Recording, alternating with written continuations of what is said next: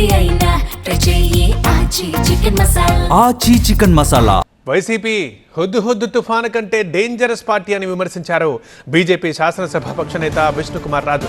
గత 5 ఏళ్ల పాలనలో జగన్ రాష్ట్రాన్ని విధ్వంసం చేశారని, కూటమి ప్రభుత్వం వచ్చాక ఏపీ పునర్నిర్మాణం జరుగుతోందని అన్నారు. జగన్ అసెంబ్లీకి రాకుండా రోడ్లపై తిరుగుతానని అంటున్నారని, ప్రజల్ని ఎల్లకాలం ఎవరూ మోసం చేయలేరని అన్నారు విష్ణుకుమార్ రాజు. 2019 నుంచి 2024 వరకు ఏదైతే హుద్దూద్ సైక్లోన్ గంట ప్రమాదకరమైన పార్టీ వైఎస్ఆర్సీపీ పార్టీ వచ్చింది అధ్యక్ష. వైఎస్ఆర్సీపీ పార్టీ హుద్దూద్ సైక్లోన్ గంట అత్యంత దారుణమైన డేంజరస్ కింద వచ్చి వాళ్ళు సర్వనాశనం చేశారు అధ్యక్ష. హుద్దూద్ అయితే పాపం ఓన్లీ విశాఖపట్నాన్ని నాశనం చేసింది కానీ ప్రకృతి రూపంలో.